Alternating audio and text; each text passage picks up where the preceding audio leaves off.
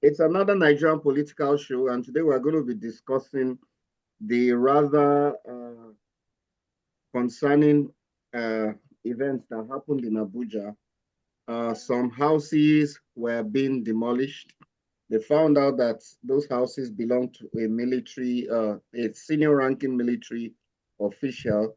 And as soon as he discovered that his house was being demolished, he sent his boys there to deal with Wike's uh, uh, personnel. And to discuss that with me is Warif, uh, Said, and Kunle. Welcome to the show. Yeah, so this is how it all begins. In 1982 or 1980, where Shagari came to power Yeah. after the military handover, and the corruption at the civilian level reached ridiculous heights. In those days, all of the politicians were buying helicopters, and helicopters was the modern jets of today. In those days, it was helicopters. And it got to a point where the people got as frustrated as they are now. And that was what caused us to embrace when the military came in. It felt like they saved us because people think that it was a bad thing when Buhari came. It wasn't. Everybody was happy, Buhari and Idiakbo. And it almost feels like there's going to be a recycle of it, or it's going to come in a different way, because this is the first thing that happens. And it first thing that happens is when the civilian government starts, muscling around and does something like this, and the reaction from the people to what happened to Wike's people was sort of like, they've now met somebody that cannot do anything to them. And ultimately, we are now living in a society where might is right. And that's what it's come down to. They said that if you insult the police or a government official, you can be arrested. They said you can be handcuffed for defamation. And it can be refused bail for a misdemeanor if the baron that you're offending is powerful enough, just like in a feudal system. And now we are seeing the only check and balance to the impunity of this government, of this dysfunctional, corrupt government. The only check and balance to it is military. Now, this is an isolated incident. I accept it's not the military that did it, it's a military man. But the inspiration is like people have felt powerless. If you look at the budget, what we spend on healthcare, and I posted it. What we spend on on our legislators, 415 people's life. What we spend on them is about 3 times the amount we spend on healthcare for 200 million people. Imagine. Can you imagine that? Can you imagine that? The numbers, I posted it on my phone. I'm not holding my phone now, but can you imagine that? You know, that are 40 something billion for healthcare and 100 and something billion for the lifestyles of legislators. Yeah. It's appalling. So it's going to get to that point. The only check or balance to this impunity of this civilian government will be a coup. It will be a military takeover, as has happened in the Francophone countries. Oh yeah, the Sahel That's the region. end result. Yes, that's Yeah. the end result. And We are heading there. we're heading there. And these politicians, they could be executed. We might lose the money. I don't know what happened to the money that they've stolen abroad, because this is the deal. This is what happens, yes? On a bigger picture, European and Western countries pick puppet leaders. These puppet leaders do their bidding. If we try to get leaders that want to do for Africa, like a Gaddafi or these other people that have been assassinated in Central Africa, or the ones they've been trying to assassinate in the Francophone countries, if they're leaders like progressive leaders, they try to assassinate them or destroy them. So they now have their puppet government. The puppet government will now go to Western Europe, do whatever they want to say, please, we are Africans. Remember, Feed the World, Band-Aid. There comes a time that was the single most embarrassing thing that happened to Africa, because from then on in, the average white person believed that Africans are poor and starving. And then this our president goes to France, the worst of the colonial countries, and tells them that we are poor, starving, useless Africans. We can't do anything. Give us money so that we can eat. France now gives us $500 million or whatever it is. And then they tell their people that we are collecting from your people as tax. So the white man in Europe now believes that he has given $500 million worth of aid to Africa as tax. What happens to this money? The money is immediately recycled back to Europe through these politicians who stole the money in the first place. And then they have foreign bank accounts abroad. When they die, that money stays in Europe. They can spend all that money as they want. They're going to blow it in Europe anyway. They'll spend a little in Africa, but most of it, so they get their money back almost instantaneously. And then we have to pay back these countries that money plus interest. Of course. And then the white poor man is sitting in Europe saying that he's giving us aid. Because, and this is the most common thing, if you see any racist white person online, that is the first thing that they'll tell you. That is the first thing that they'll tell you. And it's one of the components of this budget that really annoys me. If you look at the amount for debt service, no matter how ambitious the budget is, if you look at the amount of debt we have to service, I think it's about 16 trillion or something. Whatever it is we are making from subsidy, which is not even transparent enough to put a figure at, and whatever it is they're using it for, nobody knows. But if you look at the servicing of debt and the burden is going to put on our finances, I don't know how this budget is practical and how it's going to pan out. But what are your thoughts, Said? Yeah, because to continue from where Mr. Kunle ideology is going to, because I keep wondering why these white people, they keep borrowing us money. Why? Because they can't tell us they don't know that these our leaders are looting the same money they are giving us as aids or as they are as making loans. it back. Yeah, they get that money back. I quite agree with that. They collect that money from us as tax. I quite agree with that ideology, because I didn't even think of it that way though. Because I was like, why wouldn't you guys know that they are stealing this money and you keep borrowing us, and you know that we are in debt?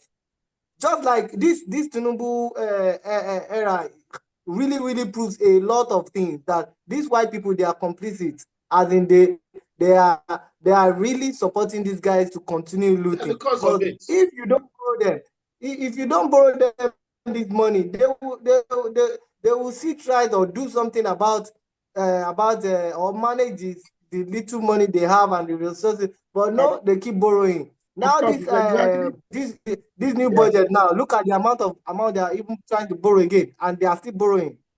Of course, it's exactly what they made 20 billion off the subsidy, but they are still borrowing money. Exactly. It's exactly what we're talking about now, that they need puppet leaders to carry out their, whatever it is they're doing. And if you look at they make money when those loans, they get the money back immediately. Exactly. If you look at the frivolous and the extravagant is the word, lifestyles of some of these government officials, what the people that are borrowing their money is concerned about is not us, you and I.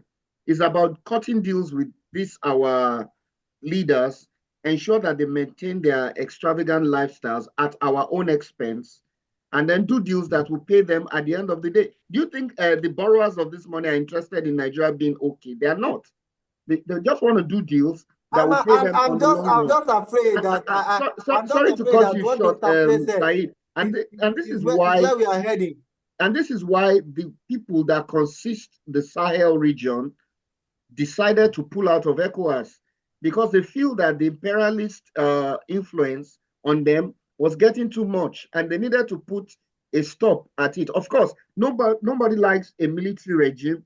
I'm not in support of a military regime, but they had to do something to limit the influence of the imperial powers from extorting money from them and extorting their what they call it, their natural resources. And then going back to the Wike versus the military man issue, Warif, this was your story. What is your take? Because the policemen said they are coming back. I don't know if it's going to be World War III, but what's your take on this? Mr. Warif, you're on mute. I think you're on mute. We can't hear you.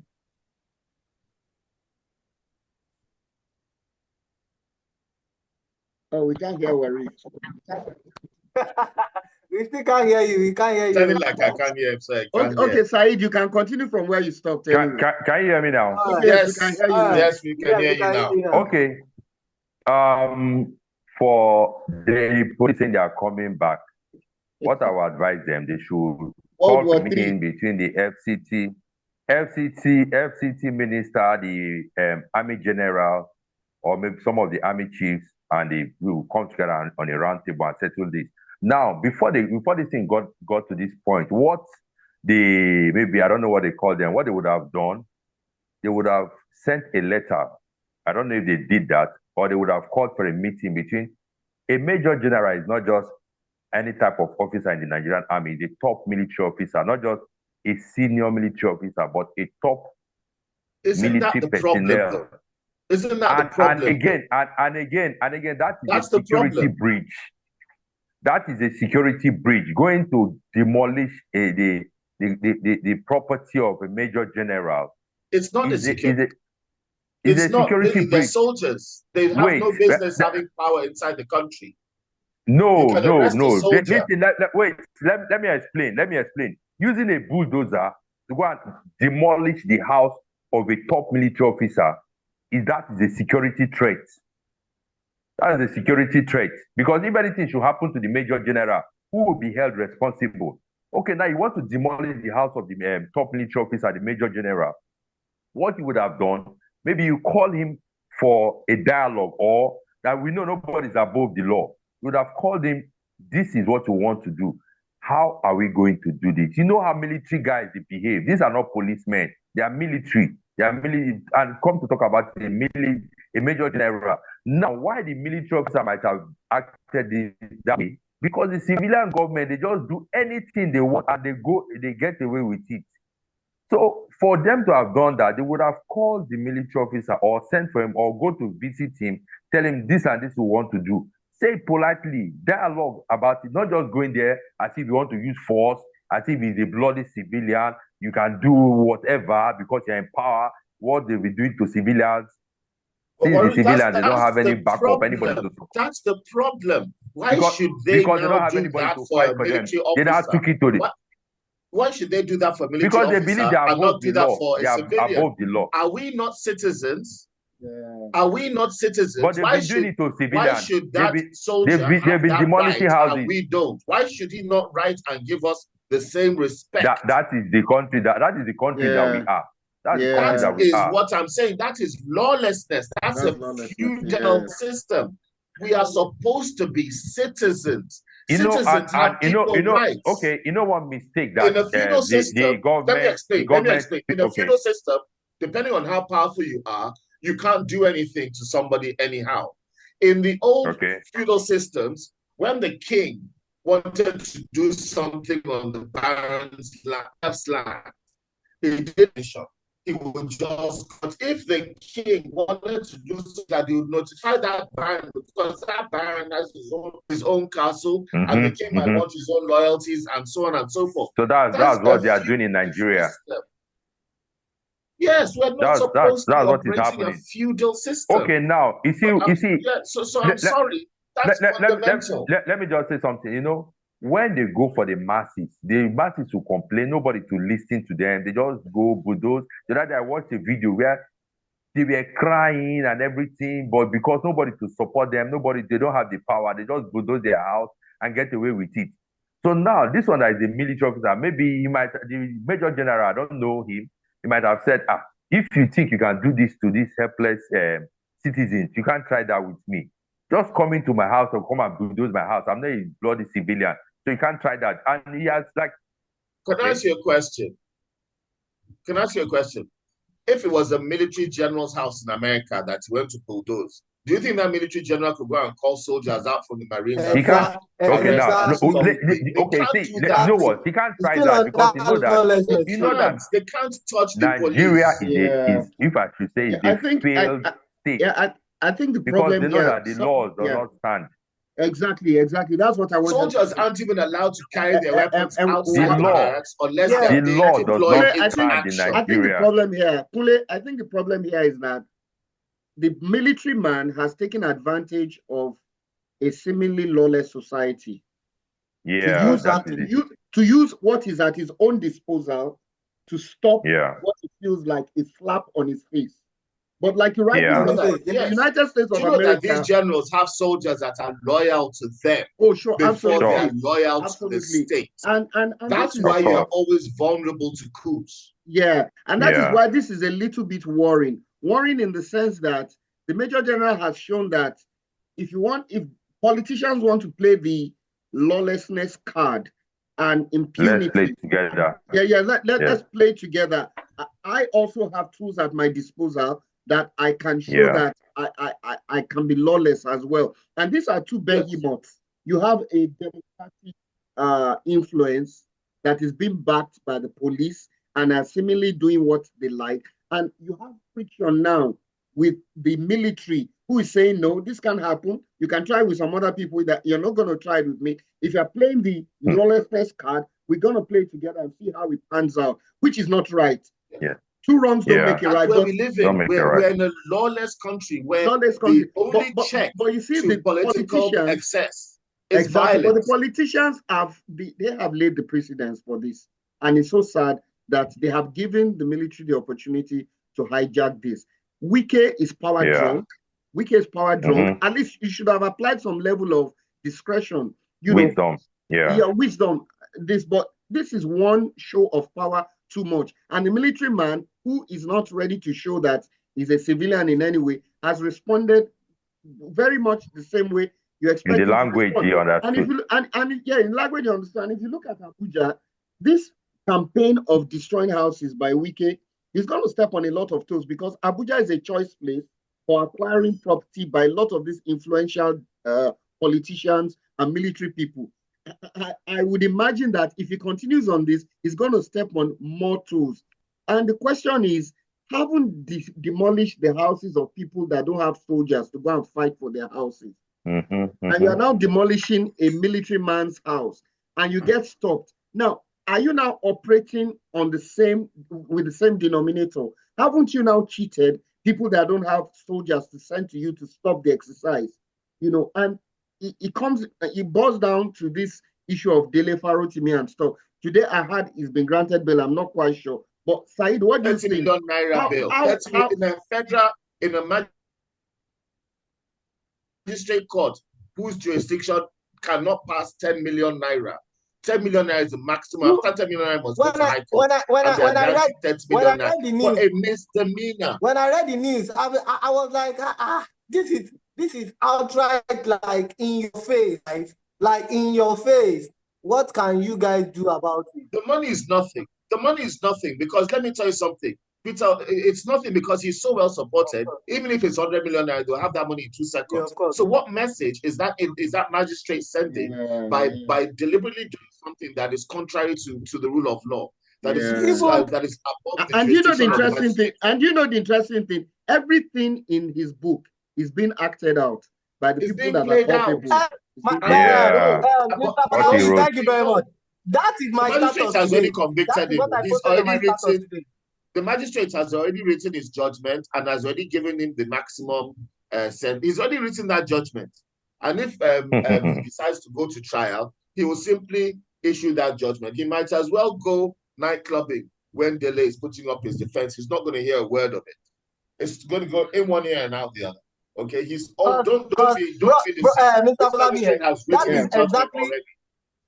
that is exactly what I posted on my status that what you guys are prosecuting Dele Farotimi for. Isn't that what is playing out now? The corrupt system of the judiciary. Because how can a magistrate still listen and hear a matter that High Court is already on? So what are you saying, that you are on the same level with the high court, the magistrate court and the high court? Everybody has that one power. is even Then a aside. gagging order. Then you and I can be arrested for reading this book. How can you even sit for a matter that it is not even in the Ekiti constitution? You understand me? So the whole thing is just like, I can do and undo. You've even gone too far. He got an ex parte order saying that nobody can read this book. Ex parte applications are only like, I can't find where to serve him. Please, I want to paste in his last known address and serve his email. And I want to bring the motion ex parte because the other side cannot be found. So I want to get this application so that he can be heard, so that he can be served, so that he can be heard. That's what you use ex parte order for. You don't use ex parte order to punish the other side. It's just not done. So now you and I can technically go to jail for holding his book because these people got an ex parte, or that means they got this order without even hearing from the other side. They've not even heard from the other side. This person was locked in jail. This is just a joke. You've turned my profession into a joke. I'm quite embarrassed to call myself a legal practitioner. I just feel like a black man running around in a costume now. You know, that's how I feel. It's very embarrassing. Same thing. My lawyer. Yeah, my colleagues in England will be like, who's this African running around in a lawyer's costume? And Mr. Kule, something to buttress that your point. If you talk to your colleagues, a lot of them, the amount of hypocrisy going on among your friends now, no one wants to talk outrightly. No one is coming on air, like online, and defending him outrightly, because everybody is saying Baba, Baba, Baba. Everybody is calling this man Baba, Baba, Baba, Baba. No. Said, that's the most respected lawyer, son. They are saying Baba. Said, that's not true.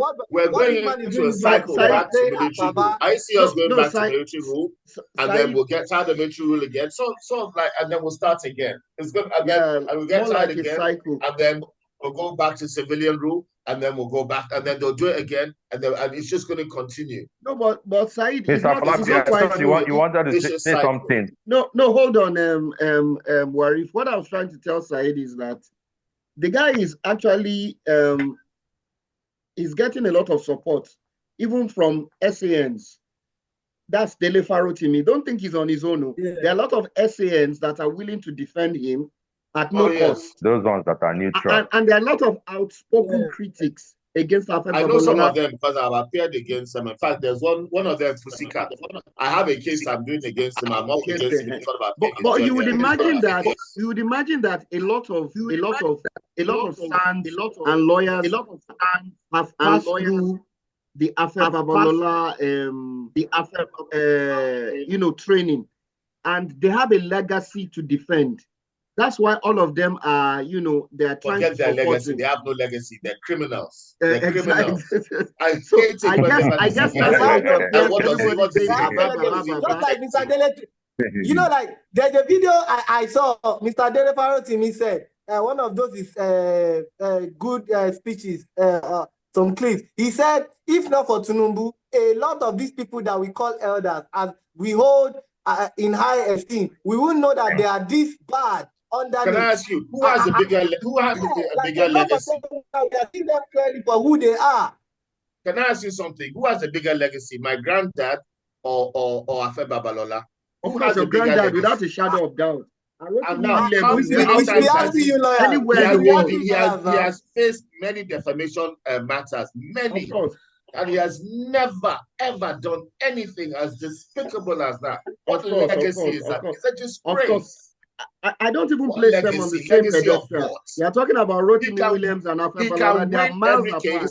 He can jail everybody, but no amount of power and rubbish he can do, he will always be remembered forever till he's dead and his bones are dust in the sand. he will be remembered as the man who corrupted the Nigerian judiciary. And there's nothing he can do about absolutely. that. He can crucify Faramuti for all he cares. He cannot change that. It's ingrained in our minds now forever and ever. And he's put the nails on the coffin. Of course, the politicizing of the judiciary was very much under his watch. Damned himself. You're absolutely right. Of course. All the hard work. It's crystal clear now. Of course. I agree with all the hard work that the Rotimi Williams of the they defamed my dad. They defamed my show Emimos. All the hard work of the show lawyer. Yes, all the hard work of the show Emimos. Lawyer. He fought them. They defamed my granddad. He fought them. He didn't put anybody in chains or anything like that. He's not the first person that has been nobody said you can't sue him or something, but as a lawyer, you should set example. Even this your so-called reputation. It even shows that he has no self-control. It shows he has no self-control. If you even have a little bit of intelligence, I will be like, okay, I will deal with you through the legal channels. Exactly. Yeah? I will go through civil defamation case, but the magistrate will give against you. You understand? I will follow all the due processes. The only thing is that the magistrate will give against you. And with that, even his lawyer that then they should debar him or something. Even follow anything that I can understand as a lawyer. It tells me he is just an old man running around in a lawyer's costume. He's not a lawyer. Yeah, he's a disgrace. He's just okay, guys, we're running out of time. He's not worthy of the name. He said enough here to go to jail. Okay, if 400 million people say that this man is corrupt, is he going to jail everybody? Yeah, exactly. Back to the Wike soldier issue. Do you think all connected? It's connected. I agree with you. It's all connected. We're still talking about lawlessness and disregard, flagrant disregard for the rule of law. On the Wike, lawless person met another lawless person. Can I just get your thoughts, please? Okay, all right. Side, please go ahead. Can I just get your thoughts? Okay. Like on the Wike issue, me, I want to believe that I want to follow some of the saying of the Bible that whoever the God wants to catch, he first run mad, or how did they say that proverb? So I want to believe that because I think Wike is running mad now, and some of them are running mad. So me, I want them to run mad so that they will both start this chaos that we are talking about. Because imagine police and military man facing off now. You know, a lot of all these young guys who already are fed up of all these things, they will rise up. We don't need a spark. We don't need a spark to start this chaos in this country. Because we are all that majority of Nigerians are tired. We are just looking for a spark. They too, they know it. That's why they know everything possible. Worried. They would have liked to have kept that man in. They would have liked to have kept Delhi in prison. They would have liked to have kept him in prison. Do you think they will continue? Do you think they'll continue the demolition? They will halt it, or like the policewoman said, they will be back for Wike? Sorry, you're breaking. Afolabi, I didn't hear what you said. The Nigerian police. Going back to the demolition issue, I was asking think they will continue the demolition, they will halt it, or the police will... No. They'll continue to demolish the civilians' houses. No, the police can't do anything. Instead, they are going to call for a dialogue, but they are going to face the civilian, which is wrong. Nobody's above the law. And the way they might want to give listening ears to the major general, they should also give listening ears to the masses whenever they go to demolish their houses. They shouldn't just go with bulldozer and everything. You can't ask the beef to. It's never going to happen. That's like asking them to change constitution. For the general to behave that way, he knows that. Kumbaya. He knows that the government, they are not doing the right thing. If they were doing the right thing, he wouldn't have done that. Whatever thing you do to the masses or you do to do it to the other person, don't just be one-sided. That's why they might act. I believe that's why he acted that way. Then for the Nigerian police, they shouldn't get much involved in this. If not, it might become between military and the Nigerian police, which we wouldn't want to get to that level. It could get ugly. So just to round up very quickly, this Farotimi Afe Babalola issue, where do you think is going to end up? Kule, your thoughts, please. Where do you think it's going to end up? Because this issue has polarized Nigeria. There's the old respectable guard who feel our judiciary has been adulterated and there's urgent need for reform. And there's the other side of people that have profited from shambolic judicial, pronouncements and are defending their own legacy too in their own crooked way. Where do you think this is going to end up? Because it's not just one case. Farotimi has cases in diverse courts, from what I hear. Anybody that has anything kind to say about Afe Babalola is either a beneficiary or a crony, because they are definitely intelligent enough to know what's going on. I'm sorry, but anybody that has anything the slightest kind word to say about that man is a crony and is crooked and should be investigated thoroughly. Anybody, it's so obvious that it's cartoonishly criminal. It's like a cartoon. It's not even there's no nuance or subtlety in what they're doing. It's outright blatant criminality. And then they're trying to you can put a gun to my head and force me to say and do, but you cannot force my thoughts. You cannot force the thoughts, and that's where they're in trouble. So where is this going to end? They're going to take it to the end. He's going to be convicted. They're going to want to put a maximum punishment on him. But it's going to be another nail in the coffin of the lack of confidence, not just in this government and Tinubu. It's bigger than that. In the entire concept of this democratic system, it's going to be bigger than that because it's not working. It's not working. It just isn't working. How can the budget for 400 people be 3 times higher than your entire healthcare budget for 200 million people? These people are buying. Why are you buying a new car every year? Do you know that they budget for a new car every year? You buy a new table, furniture allowance every year. So when you buy your brand new car, next year you have to change the car. This period, they're buying tires. They're buying tires. I spoke with a chap that runs one of these car dealerships. I don't want to mention anybody's name, so I go and put their head inside trouble. They said that they sell new cars. The only people that buy new cars in Nigeria are politicians. Of course. Nobody else. Even if they can afford it, nobody, because you're buying the car and then you're buying the car again. You effectively buy a car twice in Nigeria. Of course. Because the import duty is the same as the actual value of the car. So if a car is 20 grand, if I was in government, 40 grand in Nigeria. If I was in government, I would order an F1 car.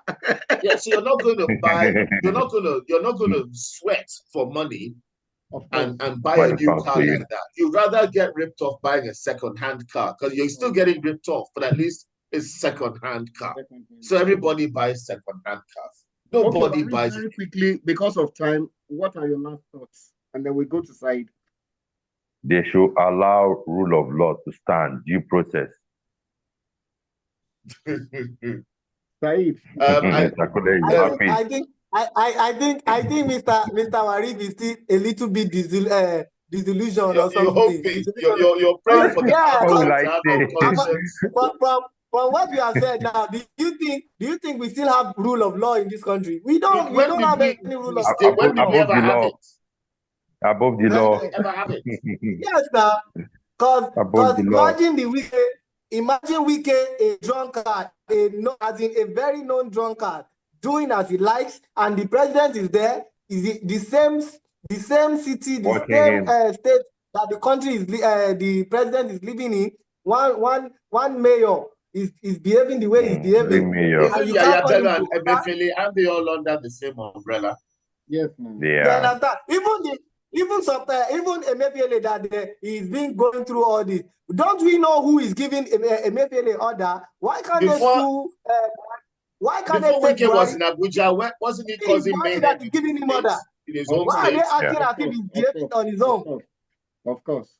But I'm happy in a way. Mayhem in his own state before he came to Abuja. I'm happy in a way. I'm happy in a way that I'm happy this happened in a way.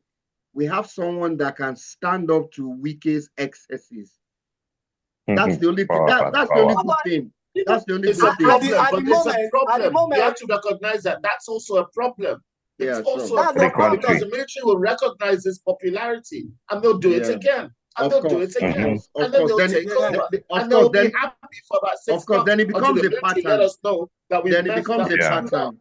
Then it becomes a pattern, which is not good for the country. Yes, and then they'll start this. Then they'll destroy this republic. They'll destroy this democracy. They'll enter. We think, oh, they saved us, and then we've got Abacha 2.0. So it's a circle. I don't know if you guys have seen the video. A video of one person that hired like three army guys to go and meet another Yahoo boy. A Yahoo boy hired some army soldiers to go and meet his fellow Yahoo boy to beat him up because that one want to rip him off some fraud deal. You can imagine that. It's like a fraudster and an armed robber getting into a fight. Basically, that's what happened. And guess what? It's our lunch money. It's our lunch money. It's two bullies fighting over our lunch money. Yeah. And the first one really, so none of them give a damn about us. Because Nigeria is that corrupt at the moment. Nigeria is that corrupt at the moment. It's been another wonderful show. My own opinion to you guys or to ourselves is that I think now we should start saving money for at least for emergency jackpot. You know what I mean? Because we are heading towards chaos. Let me not lie to you. We are heading towards chaos. They're about to start World War III in Europe. Is that what you want to do? Sure. Yes, we have to run. And our country is burning at the moment. It's been another Kule, we have to run. We have less than a minute. I admire you guys, your energy, your passion on your country. In fact, it has been a very, very educative and passionate discussion from myself, from Said, from Kule and Warif. Have a wonderful evening. I'm out.